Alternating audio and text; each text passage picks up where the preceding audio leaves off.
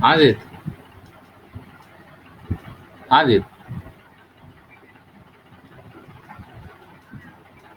हाँ हाँ, वो बोल रहे थे मैं। हाँ, मैं डाल दूंगा। वो कह रहे थे कि हाँ मैं डाल दूंगा। आ जाएगा उनके में। हाँ हाँ, मैं पूछ के बताता हूँ।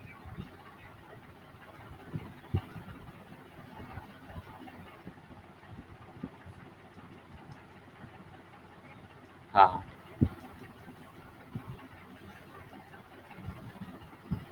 तो बेटा ये फोर्स था हमारा, और ये आपका के प्रोपोर्शनलिटी कांस्टेंट है। ठीक है बेटा। अब एयर की अगर हम बात करें, एक्सपेरिमेंटली बेटा यह पाया गया, ये जो एयर है, एयर के लिए जो के की वैल्यू होती है, ये होती है 9 × 10⁹ 9। ठीक है बेटा। अब इसकी वैल्यू, इसकी यूनिट क्या होती है? इसकी यूनिट होती है, तो यूनिट हम निकाल लेंगे। देखो, आपका के, Q1 Q2 इधर है एफ, Q1 Q2 को उधर ले गए तो ये नीचे डिवाइड में चले गए, Q1 Q2। ठीक है बेटा। और आर को ले गए तो आर इधर मल्टीप्लाई में चला गया, आर स्क्वायर, तो के इक्वल टू हो गया are square upon Q1 Q2। अब एफ की जो यूनिट है वो है न्यूटन, और चार्ज मीटर, आर क्या है? डिस्टेंस। तो डिस्टेंस की जो यूनिट होती है वो मीटर, तो मीटर स्क्वायर। और चार्ज की जो यूनिट होती है वो कूलम, कूलम। तो हम इसको ऐसा लिख सकते हैं,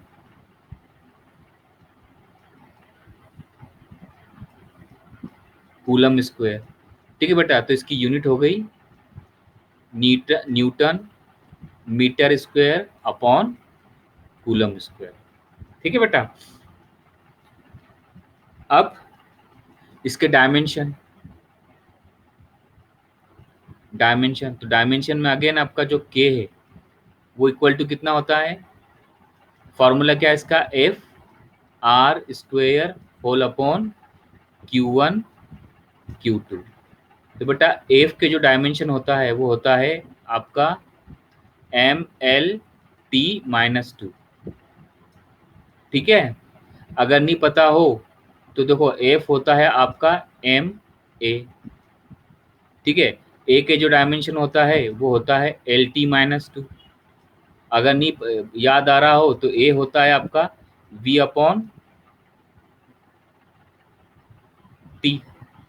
V/T। तो इसका डायमेंशन हो जाएगा, अच्छा, V का जो डायमेंशन होता है वो LT-1 होता है। ठीक है।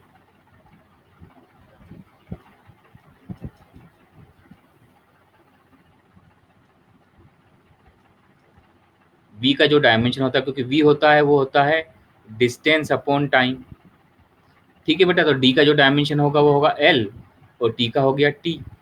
T को ऊपर ले गए, A की जगह लिखना है तो हो गया LT-1। तो V का होता है LT-1, तो A का हो जाएगा LT-1, V/T होता है अपॉन T। अब इस T को ऊपर ले गए तो इसकी पावर इधर नीचे 1 है, ऊपर जाके ये -1 हो जाएगी, तो हो गया आपका LT-1 इंटू T-1। दोनों पावर ऐड होंगी तो हो गया LT-2। ठीक है बेटा। सिमिलरली अब फोर्स क्या हो जाएगा? फोर्स हो जाएगा आपका एम के लिए कैपिटल M LT-2। ठीक है बच्चों।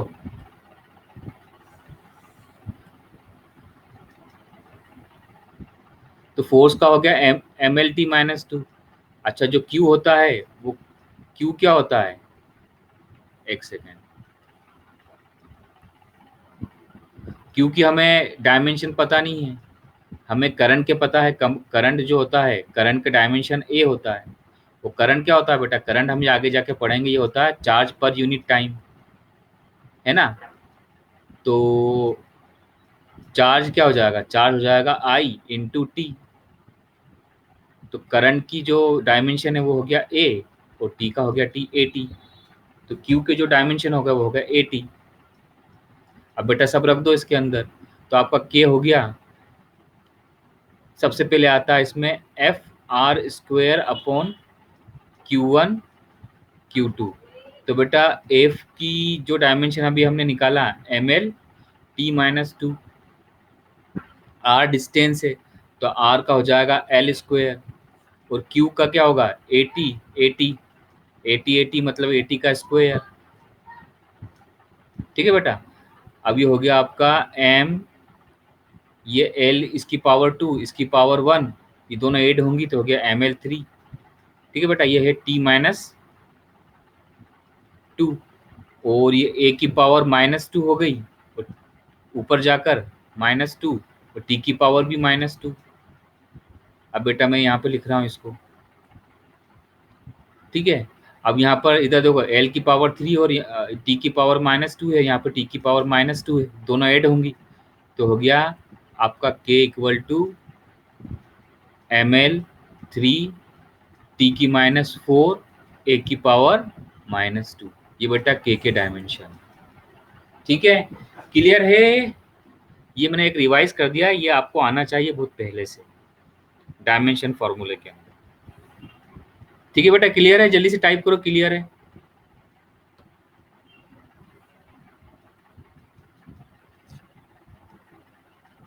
क्लियर है ये? चलो, शुभी भी आ गई हैं, अब अंजुम भी आ गई हैं, शुभी को भी क्लियर है। चलिए,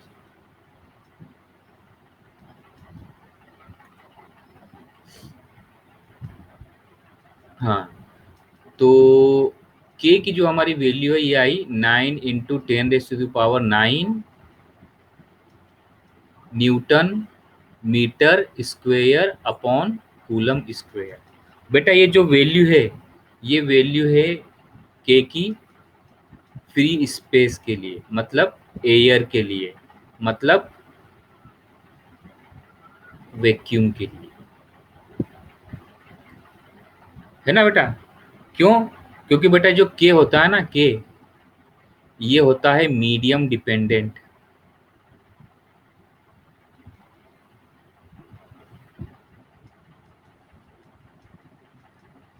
बेटा ये होता है मीडियम डिपेंडेंट। क्या मतलब हुआ? मतलब ये हुआ कि अलग अलग मीडियम के लिए इसकी वैल्यू अलग अलग रहेगी। फॉर डिफरेंट मीडियम, लिख देते हैं पॉइंट, याद रखना इसे, फॉर डिफरेंट मीडियम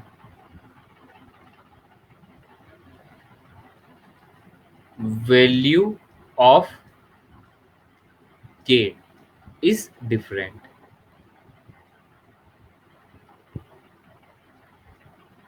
ठीक है बच्चों, अब कुछ किताबों में आपको एक चीज और दे रखी होगी, k इक्वल टू दे रखा है 1/4 पाई एप्सिलॉन। बेटा इसको हम पढ़ते हैं एप्साइलॉन, एप्साइलॉन। बेटा ये क्या होता है? ये होता है परमीटिविटी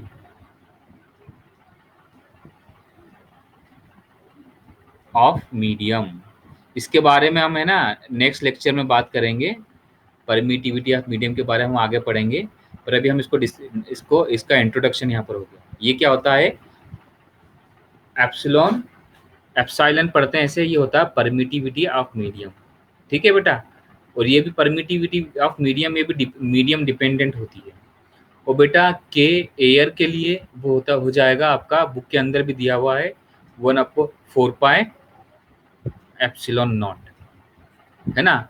इसको हम पढ़ते हैं एप्साइलन नॉट।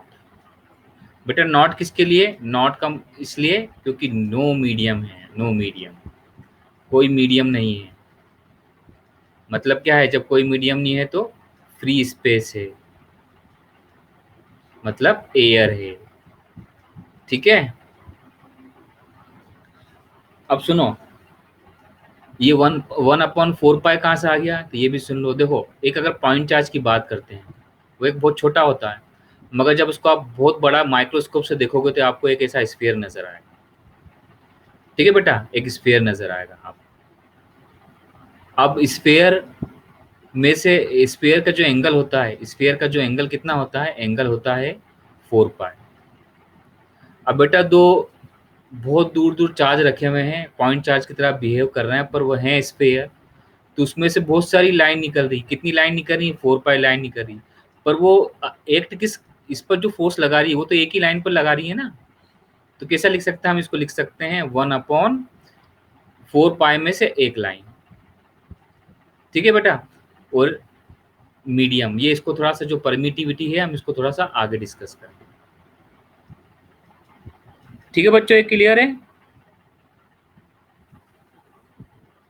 ये आपको क्लियर है कि मार्किंग करूं स्टेप्स की? सिंपल चीजें थी ये। चलो, ये अंजुम को क्लियर है, तस्लीम को क्लियर है, शुभी को भी क्लियर है। ठीक है, तो आपको याद रखना है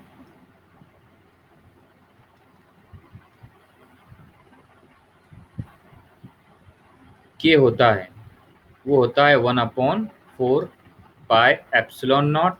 और एरे के लिए होता है ये equal to 1/4 pi epsilon naught, जिसकी वैल्यू होती है 9 × 10⁻⁹ न्यूटन मीटर स्क्वायर पर कूलम स्क्वायर।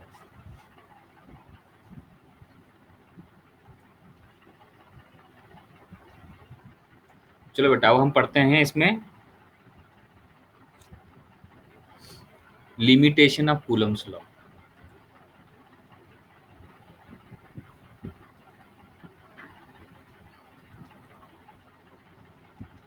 लिमिटेशंस ऑफ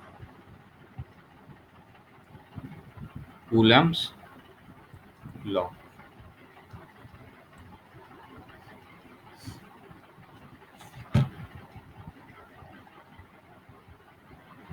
बेटा, सबसे पहली लिमिटेशन क्या है इसकी? सबसे पहली लिमिटेशन है इट इज एप्लीकेबल फॉर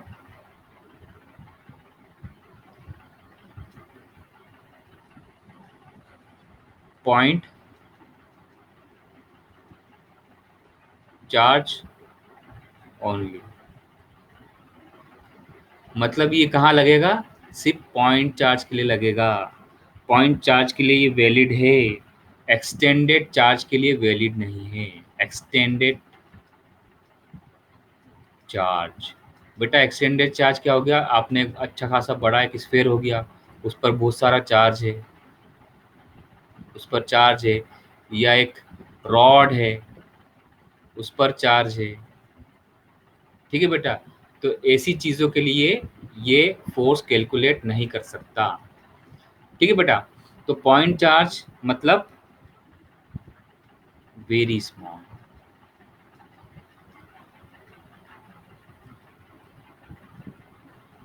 अब बेटा इसमें एक चीज़ और ध्यान रखना है।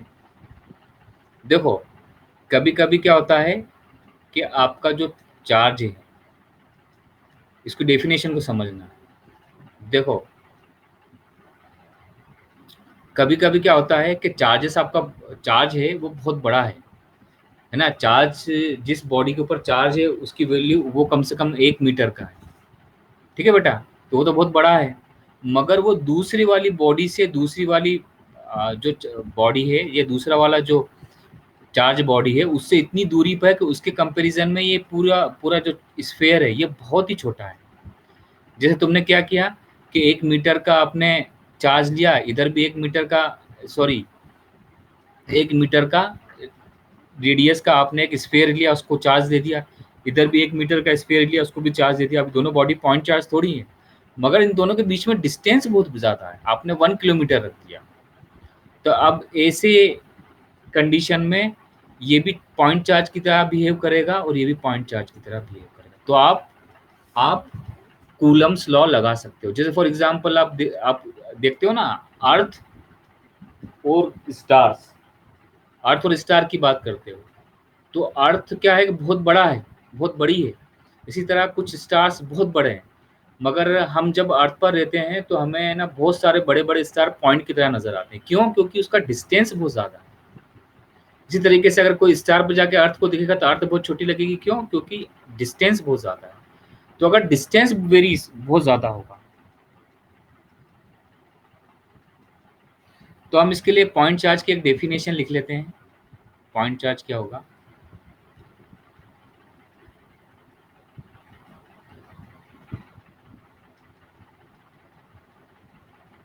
The size of charge must be very small as compared to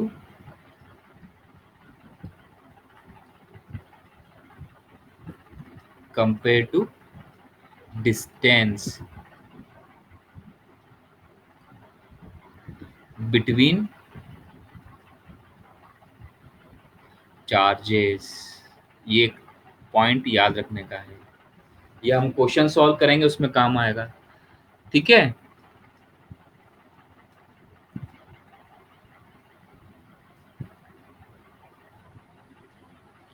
बेटा दूसरा लिमिटेशन ये है कूलम्स लॉ की, वो है it is applicable for stationary charges.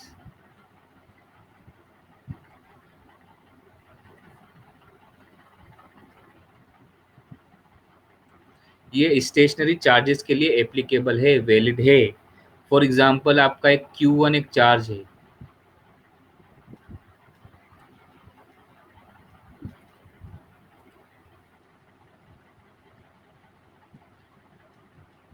Q1 आपका चार्ज है ना, और ये रेस्ट में है। एक Q2 चार्ज है, ये भी रेस्ट में है। ठीक है बेटा, तो इन दोनों के बीच में जो फोर्स F लग रहा है, ठीक है, आप कूलम्स लॉ से कैलकुलेट कर सकते हो। वैलिड है इसके लिए, इस कंडीशन के लिए। ठीक है बेटा, दूसरा आपका Q1 चार्ज और Q2 चार्ज ये दोनों मोशन में है, दोनों के बीच में डिस्टेंस है, ये दोनों मोशन में है, पर कूलम्स लॉ इसके लिए वैलिड नहीं है, is not applicable.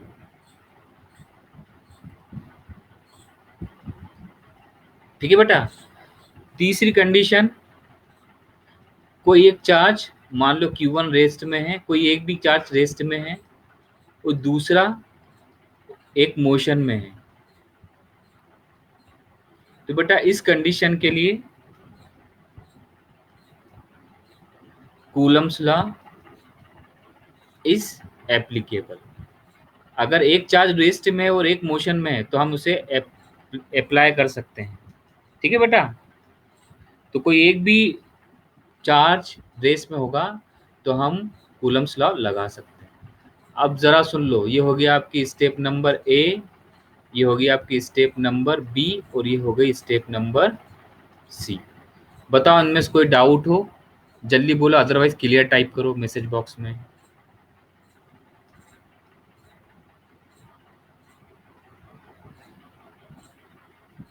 Shibu Shubhi को ये क्लियर है?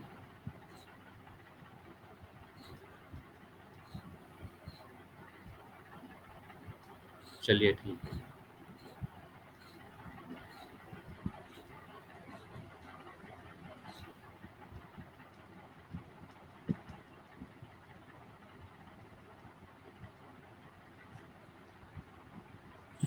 बेटा थर्ड पॉइंट है इसमें,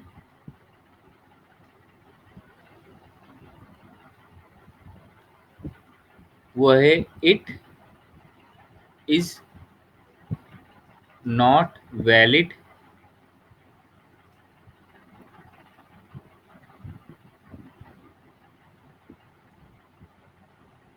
valid if r is less than 10 to the power -15 metre.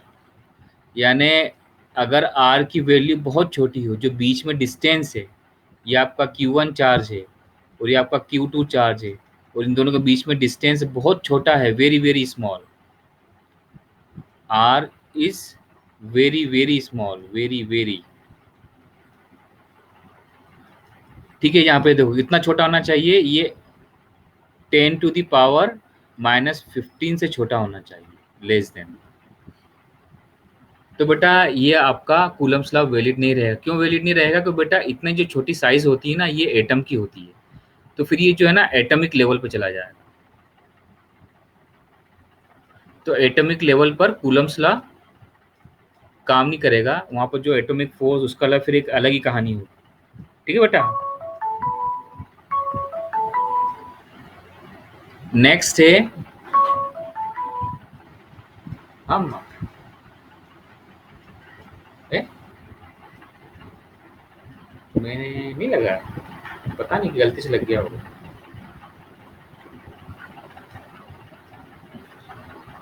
दूसरा है वो है जो आपका इलेक्ट्रोस्टैटिक फोर्स है, इलेक्ट्रोस्टैटिक फोर्स, यानी ये कूलम्स का फोर्स जो आप निकाल रहे हो चार्जेस के लिए,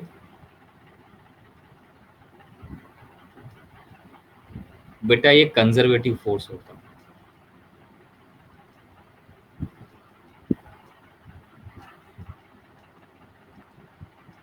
ठीक है बच्चों, ये कंजर्वेटिव फोर्स होता है। कंजर्वेटिव फोर्स क्या होता है? कंजर्वेटिव फोर्स वो होता है कि जिसके द्वारा किया गया हुआ work done is not depends upon path.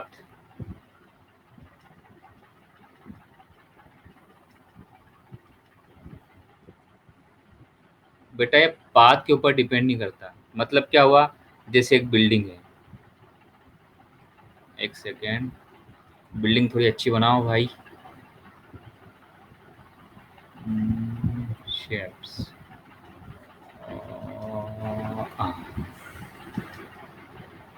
ये सिलेंडर, इसको एक बिल्डिंग मान लो तुम।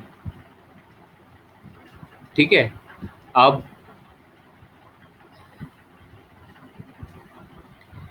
एक वेट है, ठीक है ना, एक बॉल है, उस बॉल का वेट है एम। ठीक है, उस बॉल का मास है एम, तो उसका वेट हो जाएगा एम जी। आप इसको ऊपर उठा के ले गए यहाँ पे, एम जी। ठीक है, इसकी हाइट एच पर, तो आपने वर्क कितना करा? आपने वर्क किया M G H, force into displacement, displacement H है, फोर्स कितना है? एम जी है। ठीक है, अब दूसरा क्या किया हुआ? आप उसको सीधे यहाँ से रस्सी से खींच के किसी ने बॉल को ऊपर थ्रो कर दिया। ठीक है, दूसरा क्या हुआ कि आप यहाँ पे अंदर बिल्डिंग के अंदर एक लिफ्ट विफ्ट लगी हुई बढ़िया, उससे उठा कर ले गए। फिर भी बेटा डिस्प्लेसमेंट तो इतना ही हुआ एच, वो फोर्स यहाँ पे इतना ही लगेगा एम जी, तब भी वर्क डन इतना ही होगा एम जी। तीसरा ये हुआ कि आप उसको हेलीकॉप्टर से ले गए, यहाँ पे ले आके छोड़ दिए, तो बेटा डिस्प्लेसमेंट तो इतना ही हुआ, यहाँ पर आई, अभी भी वर्क डन कितना होगा? M G H. ठीक है, तो तीनों कंडीशन में फोर्स जो वर्क डन है वो फोर्स के वो पाथ के ऊपर डिपेंड नहीं कर रहा। इस वजह से ये फोर्स कंजर्वेटिव फोर्स कहलाते हैं ना। अब कंजर्वेटिव फोर्स का एग्जांपल क्या हो गया? ग्रेविटेशनल फोर्स भी एक कंजर्वेटिव फोर्स होता है।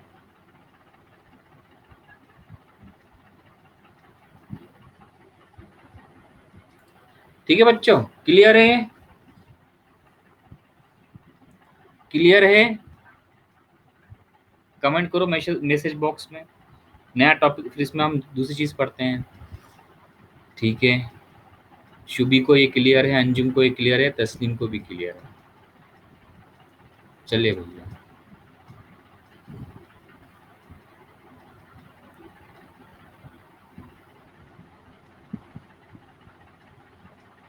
अब अपन पढ़ते हैं इसमें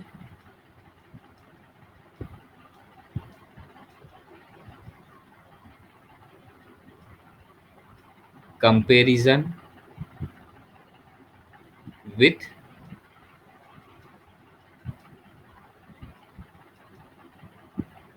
लॉ ऑफ आज क्या हुआ, मैं स्लाइड बनाने का मुझे टाइम नहीं मिला, वरना ये सारे हेडिंग में पहले से स्लाइड में बना लेता तो अपना टाइम बच जाता, पर आज टाइम नहीं मिल पाया।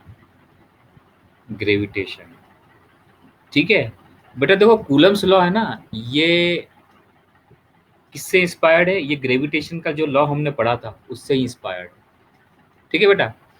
तो ग्रेविटेशन का लॉ क्या था कि दो अगर पॉइंट मासेस हो या पॉइंट मास नहीं भी हो, तो दो मास हो तो उनका पूरा स्फेयर हो, तो उनका पूरा मास सेंटर पे होता, तो सेंटर से हम ये मान के चलते हैं कि सेंटर पे उसका पूरा मास अवेलेबल है। तो ये m1 हो गया, मास इसका m2 हो गया, इन दोनों के बीच में डिस्टेंस है वो r है, ठीक है। तो बेटा जो ग्रेविटेशन का फोर्स होगा वो कितना होता है? वो होता है आपका g m1 m2 upon r square. Similarly बेटा दो चार्ज है, पॉइंट चार्ज, ठीक है। एक तो ये जो अगर स्फेयर हुआ तो जो कंडक्टिंग स्फेयर हुआ उसमें से चार्ज ऐसे ही निकलता है जैसे किसी पॉइंट में से निकल रहा हो, और ये अभी दूर दूर है, तो इनके सेंटर की जो दूरी, जब बेटा है ना चार्ज बड़ा होता है तो अक्सर जो हम लेते हैं वो सेंटर की दूरी, सेंटर से दूरी लेते हैं। इस वजह से उसको है ना हम सेंट्रल फोर्स भी कहते हैं, सेंट्रिक सेंट्रिक फोर्स भी कहते हैं, यानी जो सेंटर पे लगता है, ठीक है। इन दोनों के बीच में डिस्टेंस आर है। तो बेटा जो इलेक्ट्रिक फोर्स इसमें लगेगा तो कूलम के अकॉर्डिंग कितना होगा? के Q1 Q2 upon R square, ठीक है। तो ये दोनों, ये जो कूलम ने लॉ बनाया है, ये न्यूटन का जो ग्रेविटेशन लॉ उससे इंस्पायर है कि बनाया। अब इसके अंदर कुछ सिमिलैरिटी, क्या क्या सिमिलैरिटी है? सिमिलैरिटी यानी क्या क्या इसमें समानता है? सबसे पहले चीज बेटा F E and F G, यानी दोनों फोर्स बोथ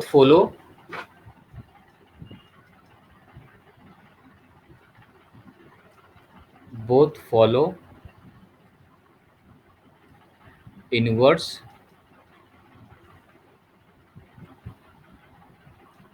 इनवर्स स्क्वेयर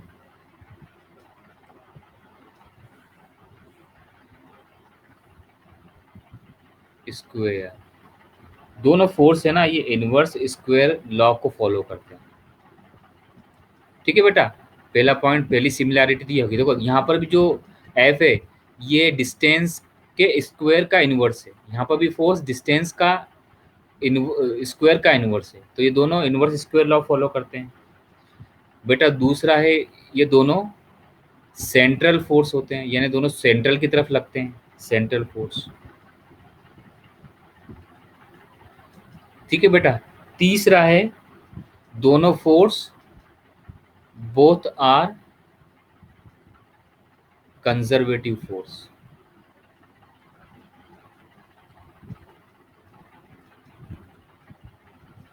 ये जो बेटा ये बताया मैंने, ये जो पढ़ रहा है ना अपन, ये बोर्ड की और नीट की दोनों की तैयारी हो रही है आपकी, ठीक है बेटा। क्लियर है आपको? ये क्लियर है? शुभी को ये क्लियर है? अंजुम को क्लियर है? ठीक है।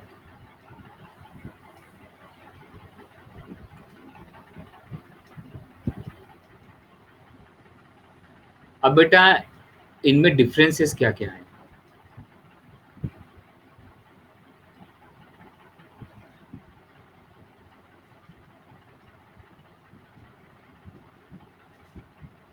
देखो पहला डिफरेंस है F E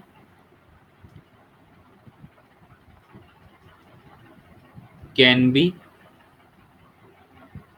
attractive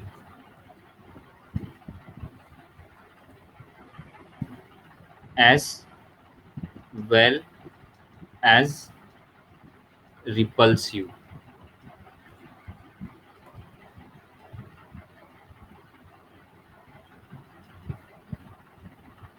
in nature,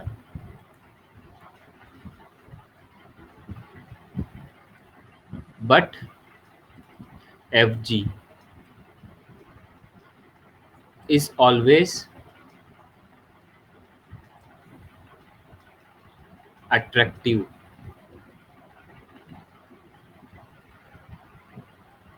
in nature। क्या मतलब हुआ बेटा इसका? जब फोर्स ऑफ इलेक्ट्रोस्टैटिक फोर्स है, जो चार्ज के बीच में जो फोर्स लगता है, वो फोर्स ऑफ अट्रैक्शन भी होता है, फोर्स ऑफ रिपल्शन भी होता है, ये हम कर चुके हैं अभी डिस्कस।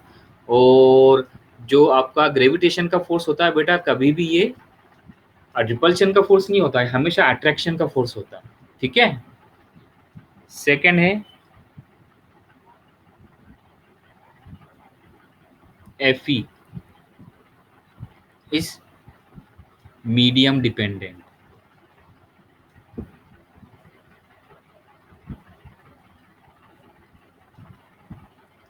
ठीक है बेटा, बट बिकॉज, इसको ऐसा लिख लेते हैं, because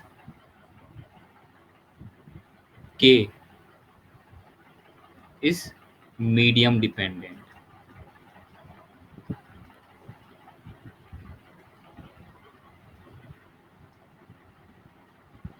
But Fg is not medium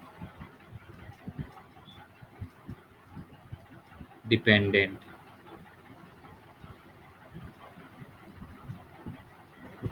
because G has fixed value। बेटा हम पढ़ चुके हैं छोटी क्लास में 11th में कि जो G होता है, इसको हम यूनिवर्सल ग्रेविटेशनल कांस्टेंट कहते हैं। क्यों? क्योंकि इसकी वैल्यू सब जगह एक ही है। इसको पानी, ग्रेविटेशनल का फोर्स बेटा वाटर के अंदर, एयर के अंदर, किसी भी मीडियम में वो हमेशा एक जैसा रहता है, पर इसमें ऐसा नहीं होता है ना। आपका जो इलेक्ट्रोस्टैटिक फोर्स होता है ये मीडियम डिपेंडेंट होता है। ठीक है, इसको हम थोड़ा सा और डिस्कस करेंगे आगे चल के। अगर एयर के अंदर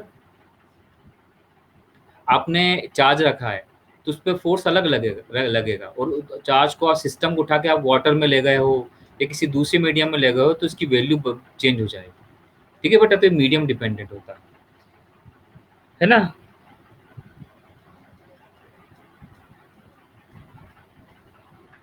तीसरी चीज बेटा, थर्ड डिफरेंस होता है F E is very very very greater than F G. जो आपका इलेक्ट्रोस्टैटिक फोर्स होता है बेटा, ये बहुत ज़्यादा होता है किससे? ग्रेविटेशन के फोर्स से, है ना। कांस्टेंट से पता लगा लो, जो के होता है वो आपका होता है 9 into 10⁻⁹ newton metre square upon coulomb square. जबकि आपका जी होता है वो होता है 6.67 इंटू 10⁻⁻11 न्यूटन मीटर स्क्वायर पर KG square.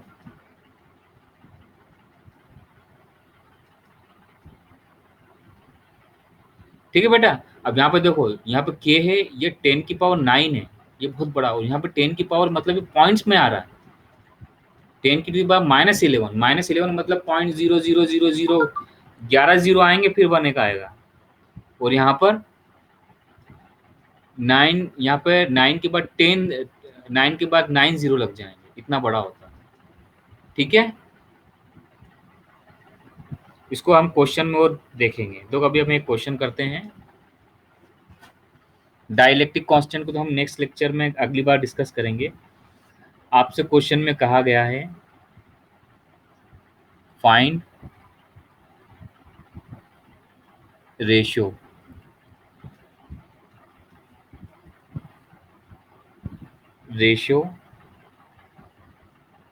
Of Fe and Fg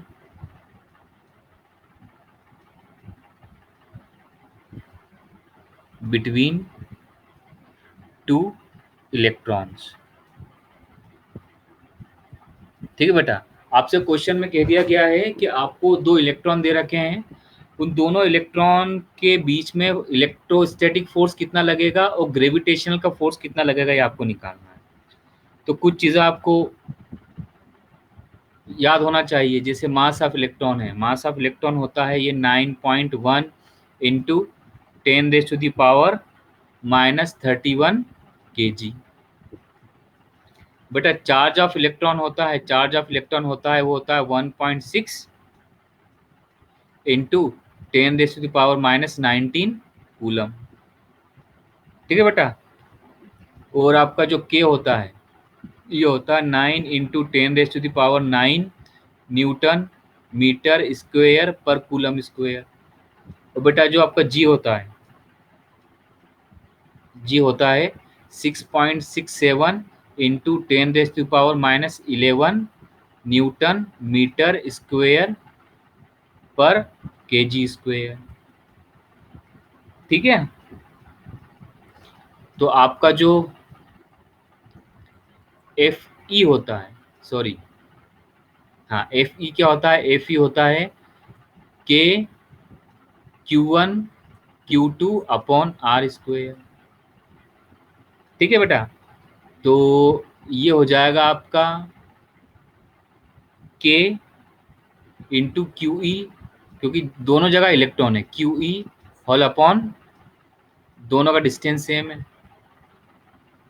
ठीक। और जो आपका एफ जी होगा वो होता है जी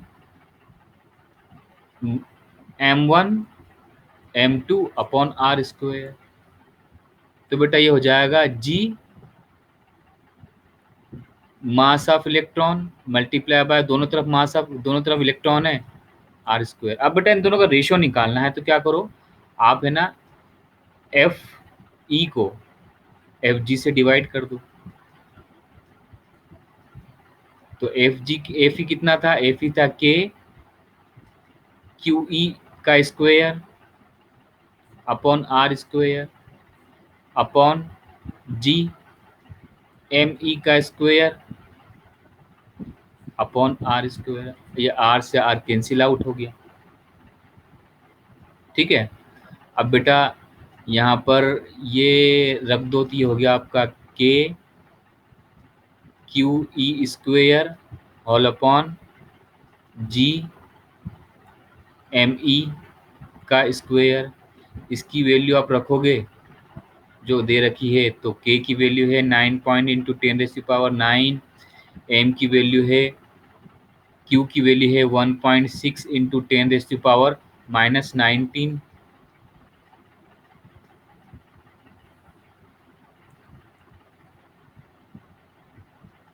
-19। ठीक है बेटा, का स्क्वायर। और ये होगा आपका 6.67 इंटू 10⁻⁻11। बेटा ये मल्टीप्लाई होगा 9.1 इंटू 10⁻⁻31 का स्क्वायर। ठीक है बेटा। अब जब इस पूरे को तुम जब सॉल्व करोगे, घर पे सॉल्व करके देखना, ये नियरली इक्वल टू आएगा F E upon F G. ये नियरली इक्वल टू आएगा 10⁻42 के। और बेटा इसका मतलब हुआ जो एफ ई हुआ इलेक्ट्रॉन के केस में, वो 10⁻42 जी हुआ, एफ जी हुआ।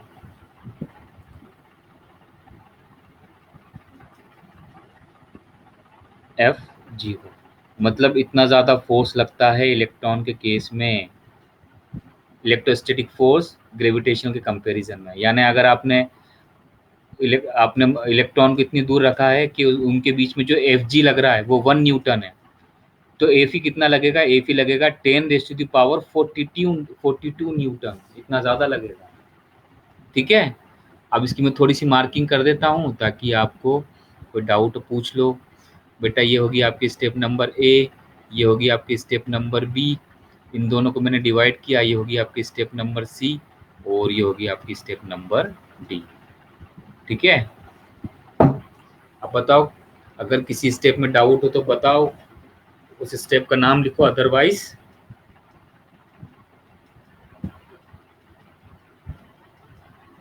अदरवाइज क्लियर टाइप करो। चलो क्लियर है।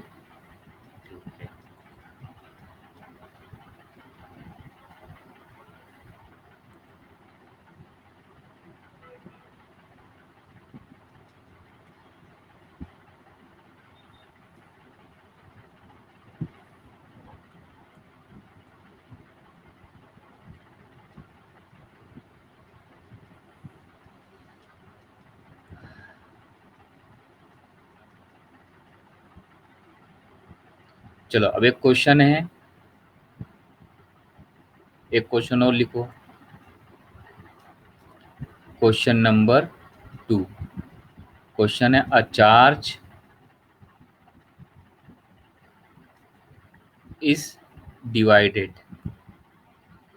चार्ज क्या था? चार्ज की वैल्यू दे रखी है Q इज डिवाइडेड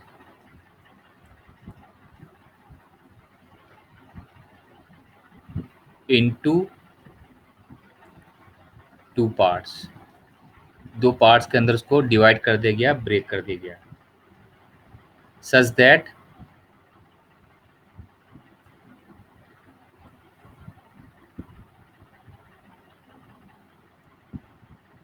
Fe यानी इलेक्ट्रोस्टैटिक फोर्स है बिटवीन देम,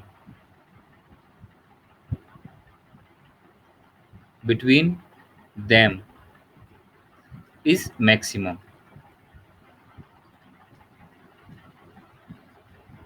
ठीक है, तो आपको निकालना है फाइंड चार्ज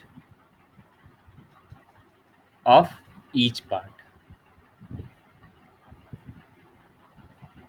चलो बेटा इसको करो, जल्दी से बताओ मुझे करके।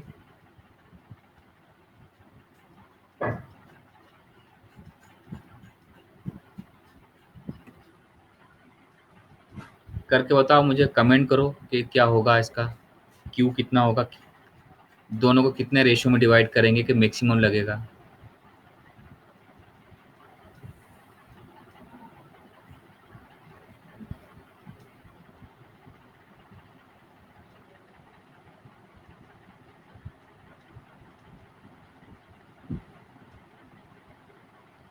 चलो मैं करता हूँ, सुनो बेटा। क्वेश्चन ये दे रखा है कि चार्ज आपको दे रखा है Q, इसको आपने डिवाइड किया दो टुकड़ों के अंदर, इसको ब्रेक किया दो पार्ट के अंदर, तो एक का नाम x दे दो, दूसरा कितना हो जाएगा, दूसरा हो जाएगा Q माइनस एक्स। Q है, इसमें से अपन ने x निकाला, दूसरा वाला ऑटोमेटिकली Q माइनस एक्स होगा। तो बेटा फोर्स कितना लगेगा इसके ऊपर? फोर्स लगेगा F इक्वल टू, वो लगेगा K Q1 Q2 upon R square. ठीक है, अब Qn यहाँ पर कितना है?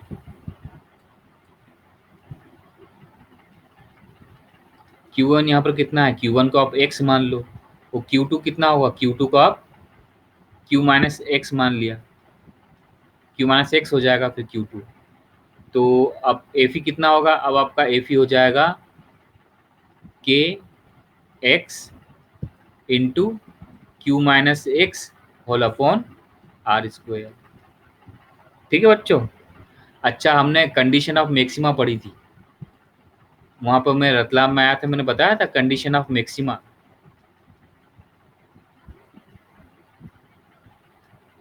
क्या थी वो, कि अगर कोई एक क्वांटिटी हो y और वो दे रखी हो किसी इक्वेशन के फॉर्म में ax² प्लस by, ऐसा कुछ दे रखी हो, और आपको y की मैक्सिमम वैल्यू निकालना है, तो आप क्या करते थे? पहले dy बाई डी करते थे और फिर dy बाई डी की वैल्यू 0 पुट करते थे, और अगर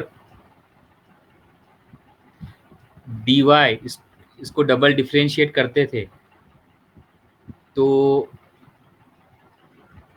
इसकी वैल्यू 0 से कम आती थी, तो ये मैक्सिमा होता था, है ना? याद आया कुछ? तो हम यहाँ पे वही कर रहे हैं, हम क्या कर रहे हैं, df का डिफ्रेंशिएट करेंगे। यहाँ पे लाइन लिख देता हूँ। कंडीशन ऑफ मैक्सिमा क्या है? कंडीशन ऑफ मैक्सिमा है D of F upon D X equal to कितना होगा? इक्वल टू 0 होगा। ठीक है,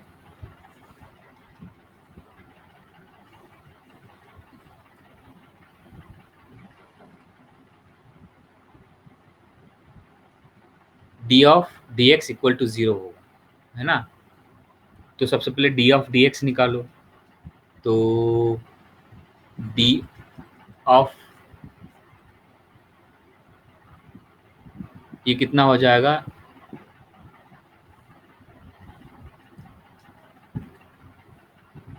ये आपका जो इक्वेशन है इसका differentiation X Q minus X whole upon R square. ठीक है बेटा, अंदर में इसको थोड़ा सा मल्टीप्लाई कर लो, इसको थोड़ा ठीक कर लो, ये हो गया डी, और इसका क्यू माइनस एक्स का के एक्स का अंदर मल्टीप्लाई कर दो ब्रैकेट के अंदर, तो हो गया K X Q minus K X square whole upon R square. ठीक है बेटा, अपॉन डी एक्स। अब इसमें 1/r² कांस्टेंट, इसको बाहर ले लो, 1/r²। ठीक है, तो अब जो डी ऑफ डिफ्रेंसिएशन किसका होगा, एक्स क्यू का डिफ्रेंसिएशन होगा, माइनस डिफ्रेंसिएशन किसका होगा, के एक्स स्क्वायर का डिफ्रेंसिएशन होगा, डी एक्स। ठीक है बच्चों, अब ये कॉमन निकाला आपने बाहर, अब होगा 1/r²। देखो इसका के एक्स का डिफ्रेंसिएशन करोगे तो के तो कांस्टेंट है, इसको बाहर लिखा, एक्स एक्स का डिफ्रेंसिएशन क्या होता है, एक्स का डिफ्रेंसिएशन 1 होता है, तो मल्टीप्लाई बाय 1। ठीक है, और इंटू क्यू, तो के क्यू हो गया यहाँ पर,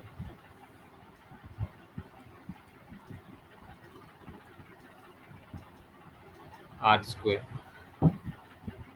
देखो इसमें है ना आपका के और क्यू, ये दोनों कांस्टेंट, इन दोनों को बाहर लिख लिया, के क्यू। फिर अंदर बचा है एक्स, तो एक्स का डिफ्रेंसिएशन हमने पहले किया था, ये D x by D x हो गया तो 1 होगा, तो इसको एज इट इज लिखा 1। फिर माइनस, अब के इसमें कांस्टेंट है, के को बाहर निकाला, एक्स स्क्वायर का क्या होता है, एक्स स्क्वायर का जो डिफ्रेंसिएशन होता है वो होता है 2x। ठीक है बेटे, ये इक्वेशन है। तो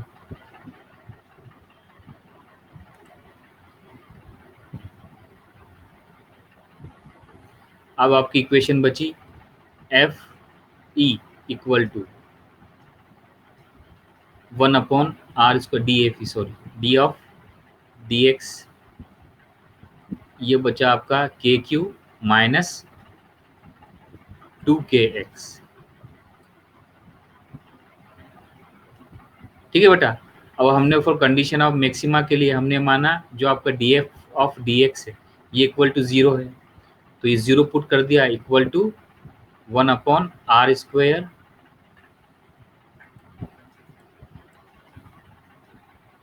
1/r² के Q minus 2kx।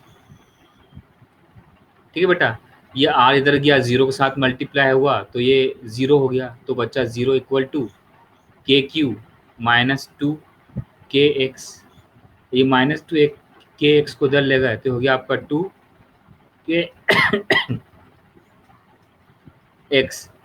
Equal to के क्यू, के से के कैंसिल।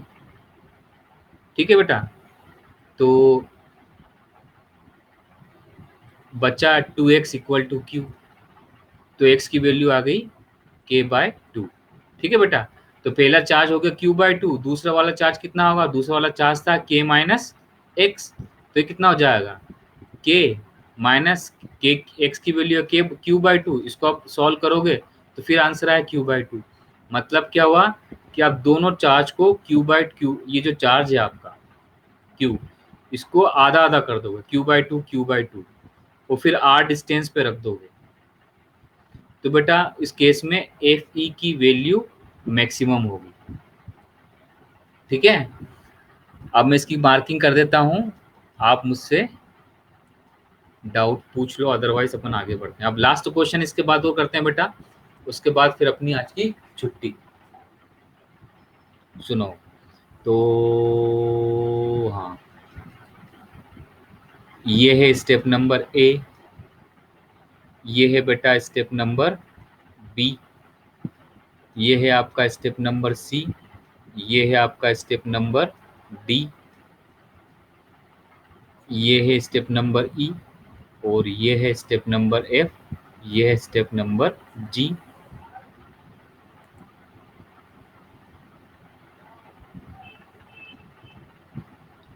ये स्टेप नंबर जी को मैंने पहले ही लिखा, फिर ये है स्टेप नंबर एच।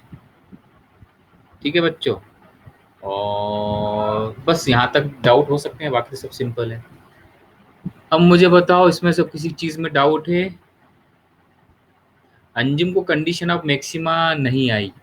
बेटा कंडीशन ऑफ मैक्सिमा है ना, ये थोड़ा सा बड़ा टॉपिक है। इसमें क्या होता है, किसी दिन तुम्हें ये बिठा के समझाना पड़ेगा। देखो एक वेरिएबल है y, वो है एक्स स्क्वायर प्लस 2x+4। तो आपसे कह दिया कि आपको है ना ये बताओ कि y की मैक्सिमम वैल्यू कब होगी। तो उसके लिए क्या करना पड़ता है, उसके लिए करना पड़ता है आपको इसका डिफरेंशिएशन करते हो। तो इसका डिफरेंशिएशन आएगा 2x+2। ठीक है बेटा, फिर आप क्या करते हो dy, ये एक पूरा प्रोसीजर है, dx इक्वल टू 0 पुट कर देते हो। ठीक है, तो dy/dx के लिए जो आपकी x की वैल्यू आती है, यानी आप क्या करो 2x+2 इक्वल टू 0 पुट कर दो। तो इसमें जो है ना इसकी जो वैल्यू आती है x की, है ना, जैसे इस केस में x की वैल्यू कितनी आ गई -2/2, तो इक्वल टू -1। तो -1 है ना, ये x की ऐसी वैल्यू जिसमें y की वैल्यू मैक्सिमम होगी। ये डिफरेंशिएशन का एक पूरा एक मेथड है, ये हम कर चुके हैं। या तो मैक्सिमम होगी या मिनिमम होगी। अब वो कंडीशन है मैक्सिमा और मिनिमा, तो वो हमको थोड़ा सा पढ़ना, तुमको एक बार अलग से बैठना पड़ेगा। ठीक है,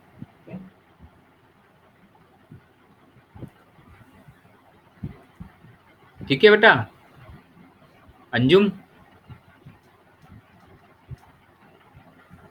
समझ लेना किसी दिन। चलिए अब अपना नेक्स्ट क्वेश्चन करते हैं।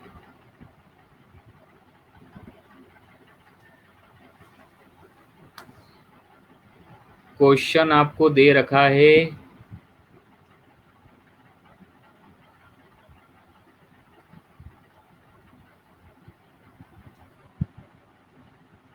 फाइंड द इलेक्ट्रोस्टैटिक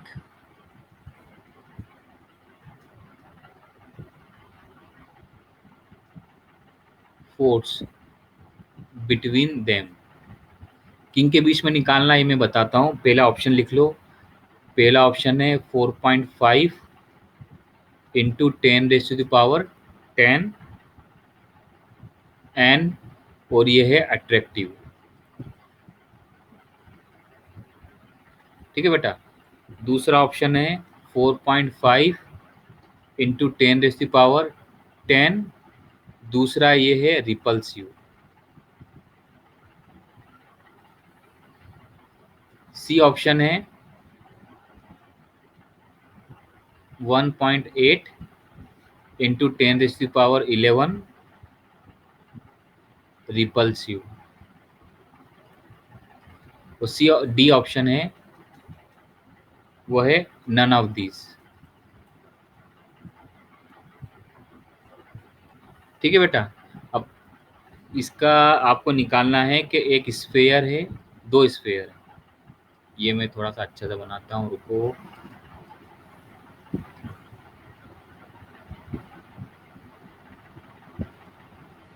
ये देखो एक स्फेयर लिया हमने, ये स्फेयर लिया।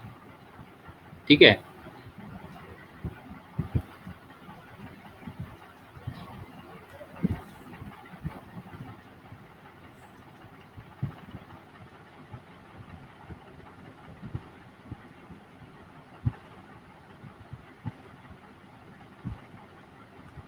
ठीक है बेटा। इनकेस इसकी जो रेडियस है, इसकी जो रेडियस है वो है 1 मीटर। बेटा इसकी भी जो रेडियस है वो है 1 मीटर। तो बेटा इनके सेंटर से जो डिस्टेंस है वो है 1, वो है 2 मीटर। ठीक है बेटा, इसका जो चार्ज है इसको अपन Q1 दे दो, वो है 5 कूलम। ठीक है, इसको Q2 नाम दे दो, ये है 4 कूलम। अब बताओ बेटा कौन सा ऑप्शन सही है, जल्दी से बताओ, आपके पास 5 मिनट है।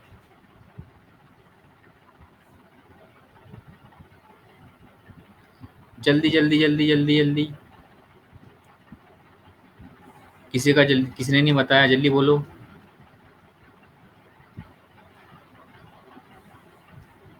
Option A, option B, option C, option D, जल्दी बोलो। अंजुम ने बोला ऑप्शन ऑप्शन सी। कौन सा वाला? ये वाला। बेटा ये तो फॉर्मूले के अकॉर्डिंग भी नहीं आ रही है। देखो बेटा, सबसे पहली बात, ये स्फीयर 1 मीटर का है, ये स्फीयर भी 1 मीटर का है, और उनके बीच में डिस्टेंस सिर्फ 2 मीटर की तो है। तो पॉइंट चार्ज की तरह बिहेवियर थोड़ी करेंगे। इसलिए हम कूलम्स लॉ का यूज करके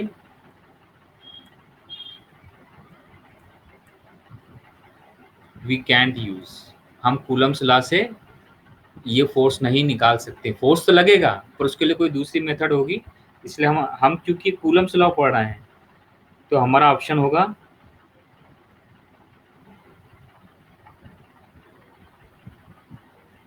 none of above, option D. ठीक है।